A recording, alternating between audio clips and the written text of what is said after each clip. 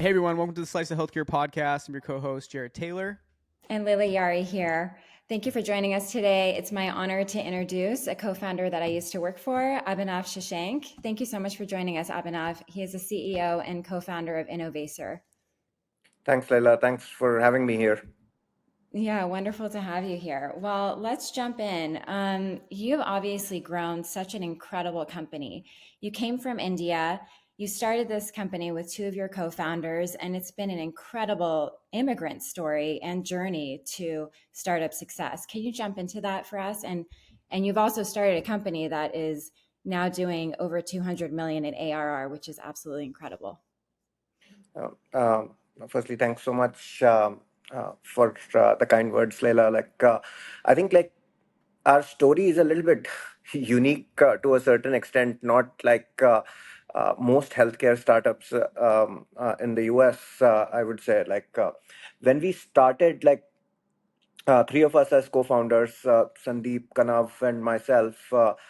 We were all three of us were like 23, 24 years old when we started, right? And I think the core thesis of the business was that we wanted to build a data platform. The intent was that a lot of data is going to move towards the cloud, and all of the systems that sort of exist today were fairly broken. So you had something which was doing like ETL frameworks, you had something that was doing warehousing, you had a visualization layer. And so I think the intent for us was that how do you really build like an integrated enterprise intelligence stack, and take that to sort of market. And when we started, we started in Delhi, in India, selling to like US customers. Our first set of customers were universities, because they were doing like a lot of like data backed research, and we have researchers from Harvard, MIT, Stanford, like 65 of the top 100 research institutions using the platform within the first year of when we sort of like launched it. But unfortunately, I think universities did not have I think a lot of like enterprise budget for data warehousing and data technology in general. So we figured out that I think as much as the use case was great for the technology, it didn't seem like we could build a very, very large business doing that. And I think as the initial intent was, we really started going out to larger companies. We went to companies like Disney, Walter Kluwer's, NASA. Like a lot of them became customers for us. And within the first 2-3 years of starting up, we were suddenly doing like $5 million of ARR. Right? And this is like super fun, right? You have to understand, we're like 26, 27 years old. $5 million really goes a long way in India. Right? Yeah, definitely. So we partied a ton, at that point for sure, right? And Hopefully the party continued. But yeah, I yeah, remember that Innovaccer was actually not targeting healthcare in the very beginning, but then figured out how to pivot and go into healthcare and really find a good use case, especially with value-based care coming around the right, corner. right. And so I think one of our customers was this institution called Mercy Accountable Care Organization. This was in Des Moines, Iowa, right? And we were engineers basically. I think they said that we have to integrate a lot of the claims and clinical and all of those data sets together and really bring that onto a common platform. And as engineers, we sort of how hard can that be, right? You have to basically get 5 databases integrated, and that doesn't seem like very hard. And we started doing that, and realized that, oh my god, this is really, really hard, right? Because ontologies were different. Everyone had basically stored data in a very different sort of way. And And there was a one data epic. quality issue, right? Yeah. uh, I and remember because when I did sales for you guys, the one thing that I would talk about was, if they had a data quality issue, they should use Innovaccer, and that always immediately stuck. right. And that's one of the huge value adds. Right. And so like I think and so healthcare was one of the things that we were doing at that point. And as we like I think realized that like the size of the problem was so large and like the complexity of the problem was so hard, we figured that we can't do this like in 20% of our time, right? Like because like if you're doing like Disney, Walter Clover, so you're doing basically like so many different things, and you can't really go focus on one particular industry and solve that problem very, very well. So very counter to like what most companies would do, we actually shut down like all of our other business. So it took us 24 months to basically go from zero to $5 million of ARR, and it took us the next 24 hours to go from like five to zero again. Right, Right. so we shut down like all of our other business. We decided that we are going to go focus on healthcare because one, the problem statement is incredibly large, and I don't think there has been like a real great tech company that has been built in the last 20 years in healthcare per se. So if you could build like I think a cloud native intelligence and data business like in healthcare, it could be like a very, very large business over a period of time. So I think that was the intent.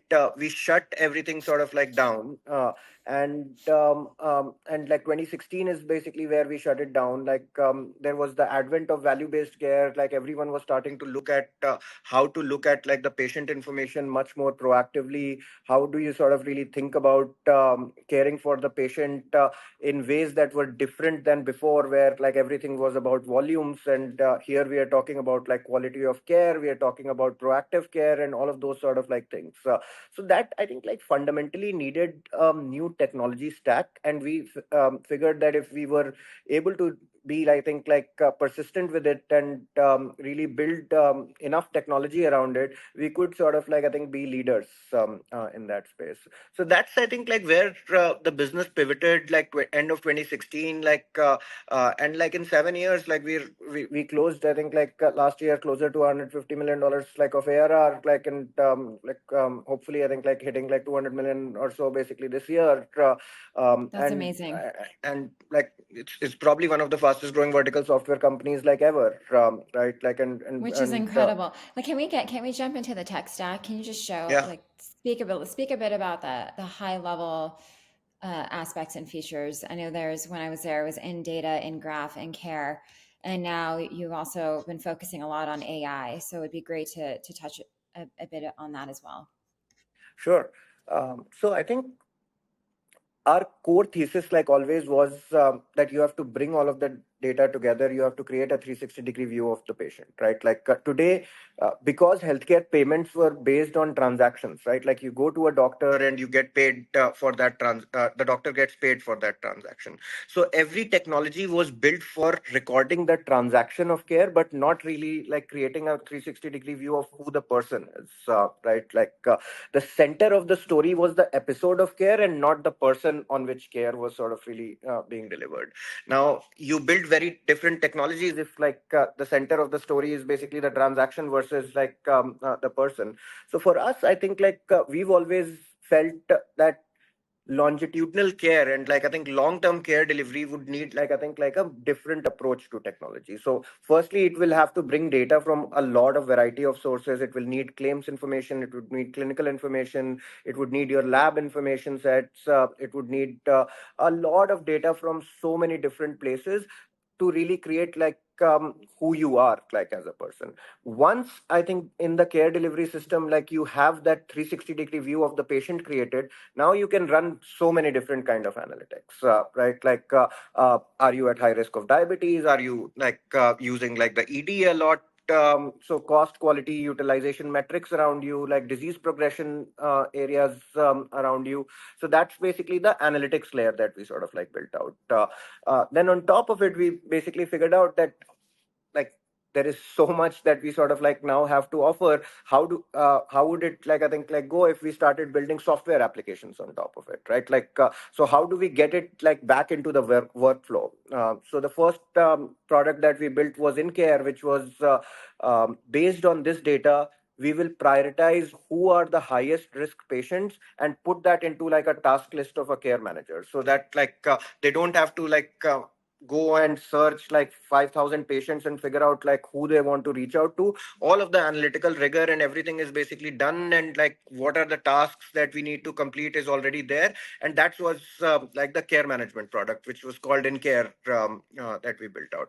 We then built out, we wanted to do the similar thing with doctors, right? Like when you go to a doctor today, like it starts with, hey, hi, what's your name? And like, and can you like fill up this like piece of paper and like write like all of your history, right? Like, but I've gone to you like 5 times, like you should already know, right? Like, and That's so right. like I think, so we basically, I think, like created this same like point of care assistant tool called InNote for doctors that gives you like the 360-degree view of the patient. It also runs like analytics. It understands that, hey, like this patient's weight has increased consistently over a period of time, and maybe like they are at a high risk of like heart failure or like a high risk of diabetes. So you might want to check, right?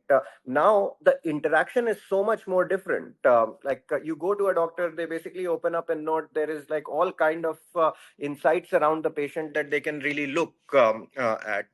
And so that was, I think, like the second piece of technology that we sort of like built out. And then like engaging with members, creating like InConnect was basically like the next technology, which was like very focused on engaging, automatedly engaging patients and things of that nature, and so on and so forth. And then we acquired like I think like a marketing automation business. We've basically built out a contact center product. We've also basically like realized that with generative AI, you could do so much more. Like you can increase the productivity of doctors so much more by putting generative AI into their workflows, for the nurses so much more. So we've launched a suite of like generative AI products at this point. So the core thesis for us is that the platform is going to keep expanding, but the core thesis at all points is going to be that we are going to proactively take care of the patient.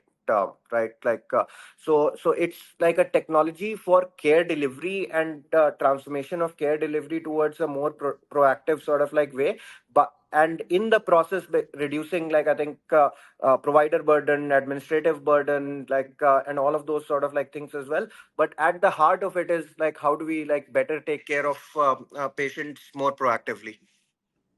And in the meantime, are helping ACOs and health systems achieve shared savings as well. Yeah.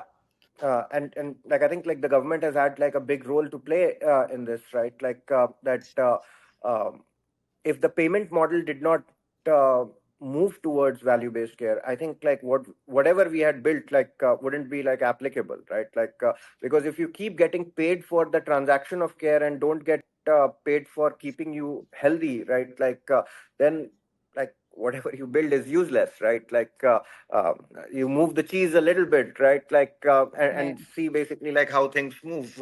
And so the government's push towards value and like how do you really get paid if you're keeping the person healthy rather than just treating them when they're sick is been like a big movement to a certain extent.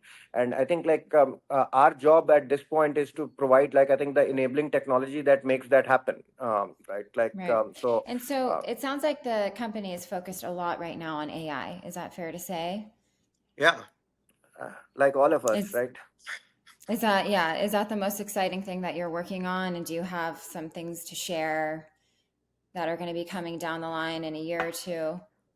Yeah, I think we are so excited about AI right now. Like I can't tell you. Like I think like I've started writing code back again. Like so it's like Oh, so much fun. Right. Like that's amazing. so I think like from our standpoint, we think like what OpenAI and others have done like is like I think like fantastic. Right, like it's like an application of a research paper that Google did like really long time back. But I think the way they have implemented it is just like incredible. So I think it opens up so much opportunity like for everyone, like for every industry, and I think like so much for healthcare because we spend around $4 trillion like in healthcare today, right? Like according to all counts, around $1 trillion to $1.5 trillion of that is like waste, right? Like it's administrative waste. And if you go to like any doctor today, almost everyone is going to talk about like that I'm burnt out. right? And the reason for that burnout is not necessarily that they are tired of taking care of patients. That's the part that they enjoy, right?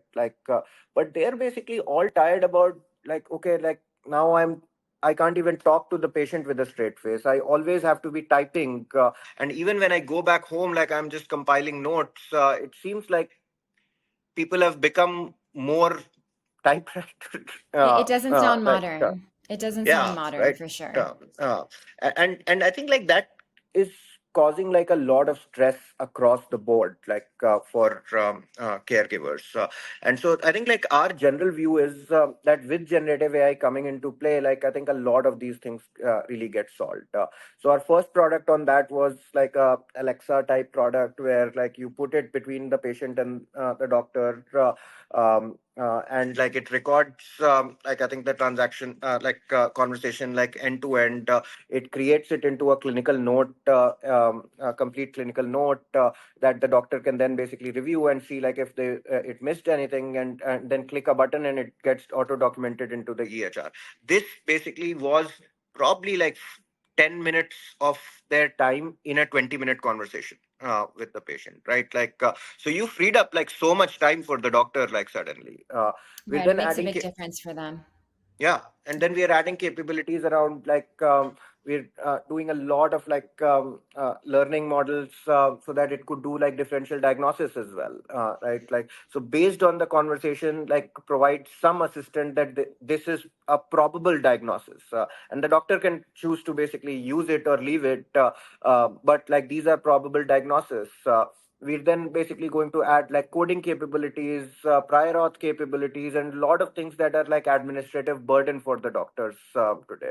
So at the end of the day, like I think our goal with generative AI is to just make doctors so much more happier doing what they basically like to do, and not have to basically really like I think be doing like a lot of the administrative work that they're sort of like doing. So I think Right. a lot of that basically comes into the realm of possibility with generative AI, and so like we're very very excited about it for sure. That's incredible work. And I know the physicians will be so grateful for that. You mentioned that there really hasn't been a good company that's been building this kind of tech stack for like 20 years, but I know you have some thoughts on Epic, and I'd love to hear what your thoughts are on Epic as a company and how they've built their products and really distributed them out into the healthcare industry. So I think like as a company we have a ton of respect for Epic generally. Like I think like that's a very counter view like to most of the industry, but like I think we generally have like I think a lot of respect for how Epic was sort of like built over I think 40 years like period. I think like they're like I think it's a culture that basically really like cares for the patient, cares for their customers and things of that nature. And they've stood like I think like the test of time, right? So many of the companies that basically got started in the last decade or so, right? Like there was all of this like buzz around digital health and like this will change and that will change, and it just felt like everyone was like operating very like in a mercenary way, right? That I want to basically get this quick exit and like make my money and all of those things. But I don't think like companies are built like that. Or at least the companies that stand the test of time basically are not really built like that. And we've never felt like that with Epic, right? Like they've just been like there, and things will come and go, and they're basically like I think like there. And so we have a lot of like I think learning that we've taken like for our culture in that way that we are here like we are very purposeful, we want to do this because it's a meaningful mission. We don't like yes, like I think like making money and is sort of like important because like no money no mission, Right. but like I think And that what's is like a interesting and what's you interesting go about ahead. Epic is that they refuse to go public, which is really Yeah. interesting. Mm. Do you Yeah. think that you would take that approach as well with Uh, Innovaccer, or No, I think like we are going to go public at some point, okay? given that we've basically raised like venture capital and things of that nature. But like we're going to go public. But I think like the thing that differentiates us, like if you look at our cap table, like a lot of our investors are very, very long-term thinkers. Like so, we have sovereign wealth funds, we have like Mhm. institutions, we have like pension funds as our investors. And a lot of those people are like really here to invest for decades and not for years, right? Like so I think like a lot of our cap table is built in a way that we can be like a long term business where people are just invested because they really like the mission, right? Like so we've been very thoughtful about our cap table generally, like and hopefully like in a few months we'll sort of like announce something which will make you feel like I think that there is like more of that happening, right? Like Oh, how exciting! so Great. we We feel kind of getting a uh, little bit of a sneak preview. Yeah. And I yeah, mean, just for the listeners, you are a Series E company, right? we Which are a is Series quite E far down company. the line. Yeah, our last round was at a 3.2 3.3 billion, and like we've raised like around 400 million to date. That's incredible. Let's talk about a little bit about your personal founder story, the highs and the lows. Like, what can you sort of highlight on that for us? We'd love to hear about it. Yeah. So I think like personally for me, like I come from India. Like I think like I grew up like in a family of um, like civil servants in general. Like we never had like I think like too much money. It was not to say like we were poor, like but like I think like we it was like we were like the middle class of India, right? Like and so money was not really like a big motivator for anyone in the family, right? Like it was more towards what can you do and like how can you basically create I think like more value for others, and that was sort of like I think like the driving force. And so and I went to like I think like IIT after that, like it was an up to the right moment, and when I graduated out of IIT I got a job where like I think like it paid really well, worked there for a couple of years. And those who don't Um, know, IIT is like the MIT of India, basically. Yeah. Yeah, it's like India's best engineering school for sure. Like, and so like I think like what we did, like I think after that, like I worked there for 3 years. It was like an incredible experience, and then we decided that why don't we just try it like for ourselves? And the three of us, like I think, like got together. We started off the business, and like it was not easy I would say, but it was so much fun, right? Like I think we enjoyed like every moment of it. Like I think I came to the US like for the first time, like we had obviously no money back then, so but I would have like a friend who was doing a PhD in like every city, like so I would just go like sleep in their dorm rooms and like whatever, like it was a lot of fun. That's Like we great. partied a ton. Like it was uh, like we had nothing to sort of like worry about, because like when you're 24 there is very little to sort of lose, right? So we built out like I think the company like in a very frugal way initially, like and then I think like as we've scaled up, it like it became a unicorn like within like I think like 6 7 years, so it was all up to the right.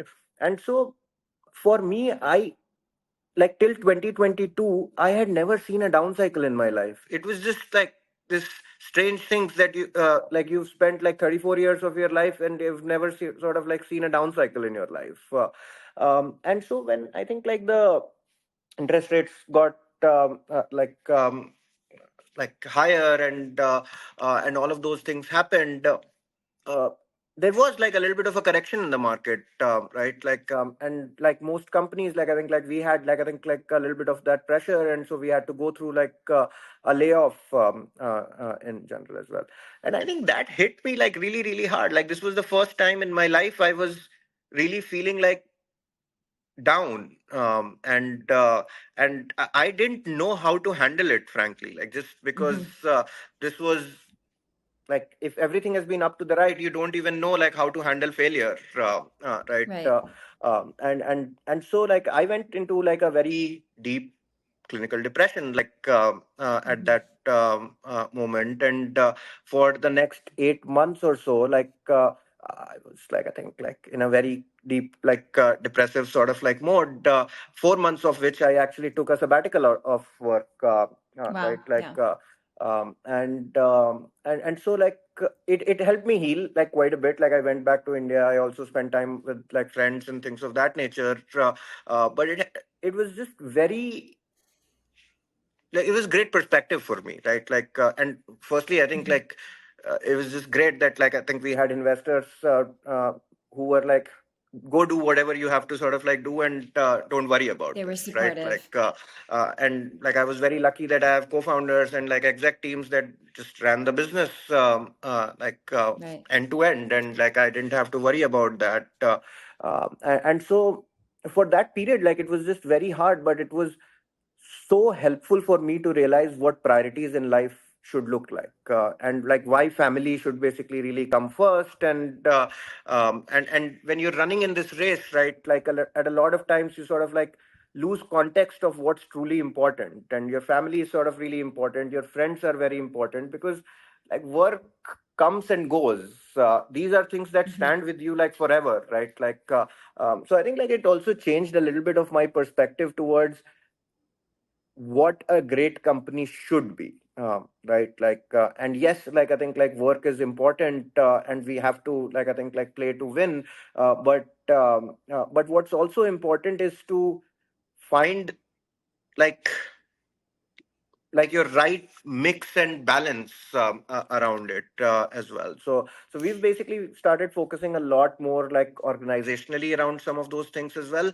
I don't think like just for like I think like anyone who's basically like dealt with or dealing with like I think depression, like it can happen to anyone, and it has nothing to do with the situation. That right, like Mhm. it's all like I think like just take care of yourself in like I think like more meaningful ways that you are today, because it's all of things in life are very very long term. Like nothing's going to end tomorrow. Right.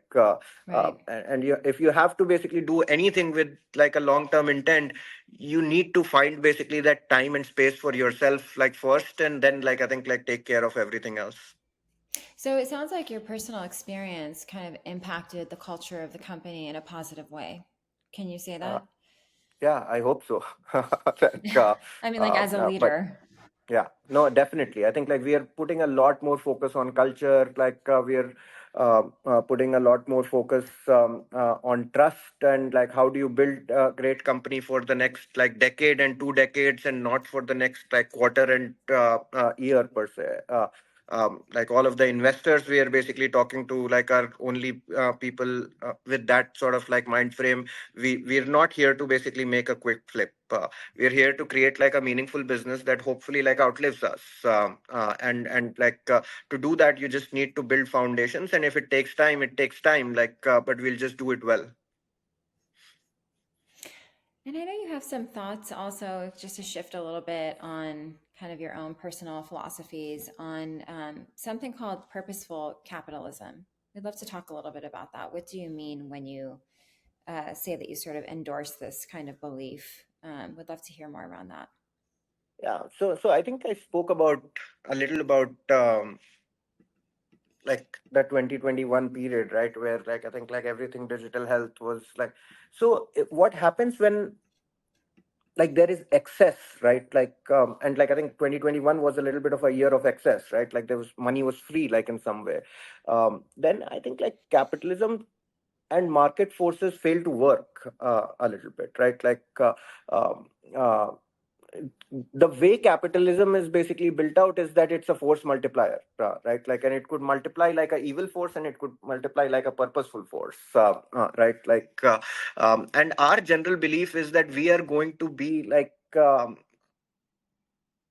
force of good, like and force of purpose, right? And we will believe in the missions that we like I think like carry forward, and like I think give it our best, and if the forces of capitalism then sort of like work, then like I think like it will force multiply itself, and like I think like become something big. But I see like I think like I generally try to mentor like a little bit of like I think early stage founders and things of that nature.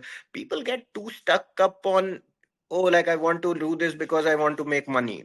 And yes, like I think like you will make money as a byproduct. Uh, but if you don't really know like what your mission is, like what your core values are, like as a business, it will never, like I think at least we don't basically believe in that kind of capitalism, right?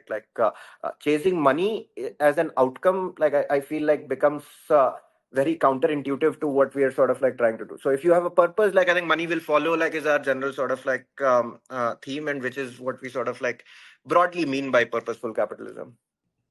Yeah, and your company is definitely a testament to that in terms of what you've built for the healthcare industry and preventative care. So congrats on that. Thank you so much. I've been just actually really enjoying hearing you two go back and forth. So I've been more quiet than I usually am on these, but it's kind of I get like a live seat to kind of, it's, Layla worked for you in the early days, so it's really cool to kind of hear the rapport back and forth too. I have questions around, you've accomplished so much, so congratulations on the growth and helping patients and everything that you've built. What advice you can let's talk about someone that was in your shoes years ago, right? The Yeah. next phase of entrepreneurs that are trying to innovate in healthcare. What advice would you give them? What advice would you give to your younger self as well?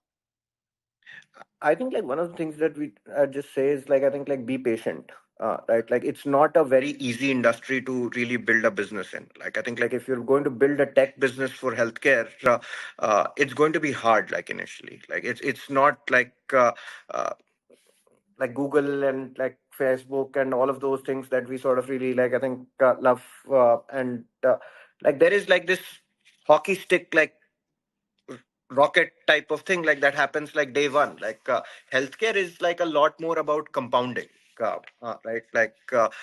You can build very large business, and United Healthcare uh, and Optum are sort of like I think like Kaiser and a lot of these businesses that are very large today, have been built over a period of time.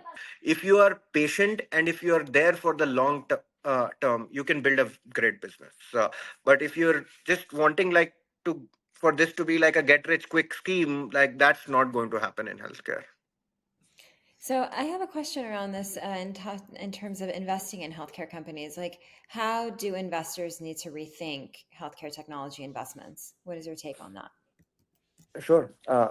Again, the same thing. Like I think like it's a little bit of a longer term play. A lot of like I think like software investors want like I think like these 7 year horizons or 8 year horizons in which they want an exit. I think it's very hard in healthcare. If you really want like I think like a good business to be built in healthcare, it's probably going to take you like I think like a decade plus to get built.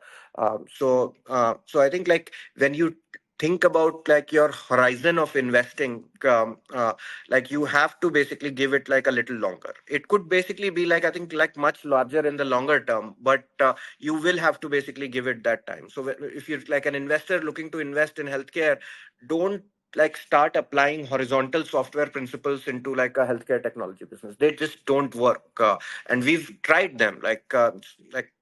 We went from like I think like 12 salespeople to 40 salespeople, thinking okay, Snowflake is doing the same, so maybe we should do the same. It just doesn't work, right?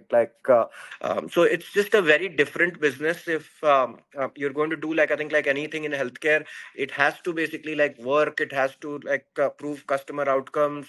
You will have to give it that time, and then customers are going to like refer you to the next customer, and that is how growth happens in healthcare technology. So it's just like a very different way of approaching business, and like I think a lot of horizontal software business like investors that invest in healthcare companies start to apply like their horizontal principles into healthcare, which in most cases like I think like is a recipe for disaster. So slow and steady wins the race in some Definitely in cases. healthcare. Some of the best companies have waited, like you said, post like a decade to go public. So Yeah. or in Epic's instance, not go public at all. Well, how So do we get yeah, the vast majority of investors to adopt that mindset though? Like, because you're one of the best in the business, and you're laying that framework out. And I know you have some really great investors that you've worked with over the years.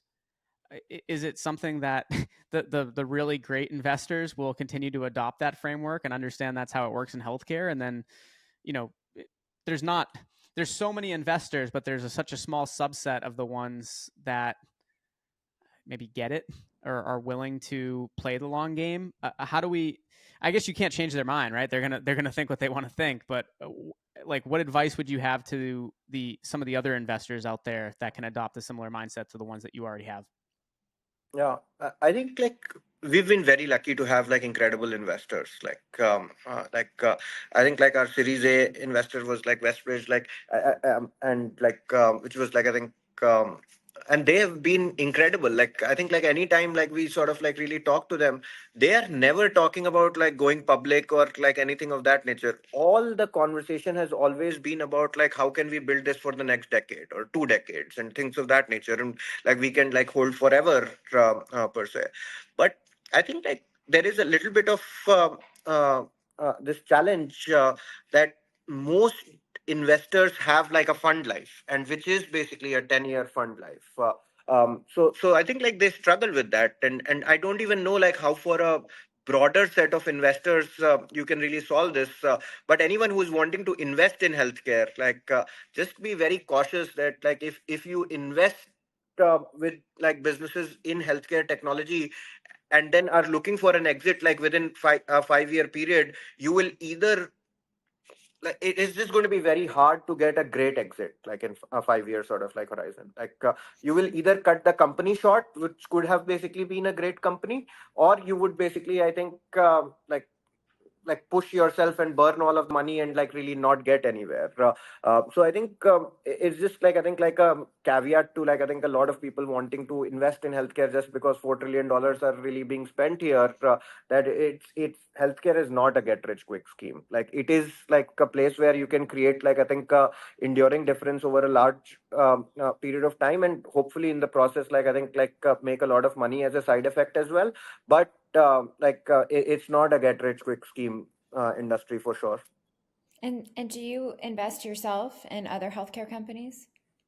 I do invest in technology. Like I think like in healthcare, I feel like I think there is a lot of like conflict of interest, and we try to sort of like stay away from that. Mhm. But like I do invest in like technology businesses quite a bit. Like I have a fund called 0 to 1 Ventures, which is to I think like early stage businesses. That I run, like I think, with my ex VP of product, and like my wife, basically, like I think, Yeah, so wonderful. Is that focused on healthcare, or is it not outside of it's like healthcare as well? Or it's it's broadly technology. We would do like I think like an occasional like healthcare deal, like clearing conflict, but like I think it's mostly like non-healthcare but technology. I'm asking because if anybody's listening to this episode and they may want to approach you personally for an investment, they may be curious what it is that you look for, and what your thesis is, and all of that. I think like my general thesis is like that the founder should be having fun. And they should be really enjoying like I think what they're doing. I think like founder problem fit is such an important thing for me. I think like if you don't enjoy the journey, it's just hard to build a great company. So I think like I generally look for people like who are really passionate about like I think that problem and can do that for the next decade without having to be oh, I'm tired of this. No, like I think like we're not tired. Like I just feel like every day I wake up I'm like holy shit, like we can also do this and that, and it's just like so much fun, right? And if you can't have fun building your business, then like why are you even doing it, right? So I think like that is Right. the biggest thing that we sort of like look for generally. Amazing. And I agree with you. And it sounds like you may have to take some breaks in between, but Yeah, come back recharged and get back at it again. yeah. Do So like. take the breaks basically on your own, or else basically life figures out a way to basically get you to take a break. Make you take a break. Yeah. That's awesome. So I guess we always like to ask, like, what's next? Like, what's next for Innovaccer? What's next for you? What does Yeah. the future look like? Again, I think like we've basically started talking a lot about, I think, internally about like joy. Generally, like I think, like as a business, like we should be able to create, like I think, joy and happiness for our customers. We should basically be happy doing it like ourselves, and like I think, like do it over a sustained period of time. Like we're not in a hurry to do anything. We're obviously very very excited about like what we are doing in AI, like and over the next, like I think, like year or so, you're going to see, like I think, like 5-10 products that we sort of like launch using, like I think, like artificial intelligence. So we're very excited about that in the short term, but I think in the long term enduring framework, our general thing is build a company where people are happy, and therefore as a result, like customers are happy. It's always about the customer, keeping your Yep. focus on the customer, keeping your focus on the patient, and that should derive a successful company. Yep. Amazing. All right. Well, Abhinav, it was such a pleasure having you on here, such an honor. And again, I'm so grateful for the time that I spent working at Innovaccer. It was a huge milestone in my career and an incredible experience. So, really happy to get a chance to have you on the podcast today. Thank you so much for having us here, and like you're a rock star as always. Like so, like Thank you. it's Thank you. That's like very thank you kind. so much for, yeah. Amazing. Awesome. Thanks so much.